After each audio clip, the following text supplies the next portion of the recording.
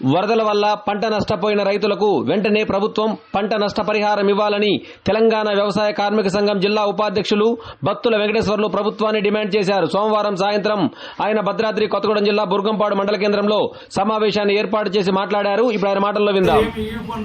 కౌలు రైతులను నష్టపెడుతున్నారు. తెలంగాణ ప్రభుత్వం కానీ కేంద్ర ప్రభుత్వం కానీ కౌలు రైతులు కూడా ఇవ్వాల్సిన బాధ్యత ప్రభుత్వాలపైన ఉంది.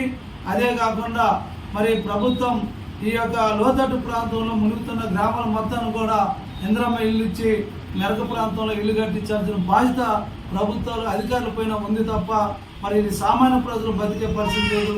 అదేవిధంగా కేంద్రంలో ఉన్న ప్రభుత్వం మరి డబుల్ బెడ్రూమ్ పేరుతో కానీ మరి ఇతర కార్యక్రమాలకి వాటికి డబ్బులు కేటాయించమంటుంది. కానీ తెలంగాణ ప్రభుత్వానికి ఎటువంటి కూడా నిధులు ఇవ్వకుండా మరి ఇవన్నీ చెప్పడమే అయిపోయింది తప్ప వాటికి సంబంధించి కేంద్రంలో 2 మంత్రులు తెలంగాణ నుంచి ఉన్నారు.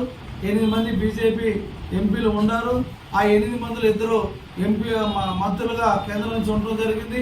అయినా తెలంగాణ ప్రభుత్వానికి ఎటువంటి కూడా పైసా దేశ రాకుండా మంత్రులు పార్లమెంట్లో శోధన చూశారు తప్ప ఎటువంటి కూడా తెలంగాణకి న్యాయం చేసే విధంగా ఈ 8 మంది బీజేపీ ఎంపీలు ఎటువంటి కూడా ప్రభుత్వం తెలంగాణకి వచ్చేటట్టు చేయలేదని కూడా మరి వ్యవసాయ కార్మిక సంఘం తెలంగాణ వ్యవసాయ కార్మిక సంఘం బుర్గంపాడు మండల కమిటీ డిమాండ్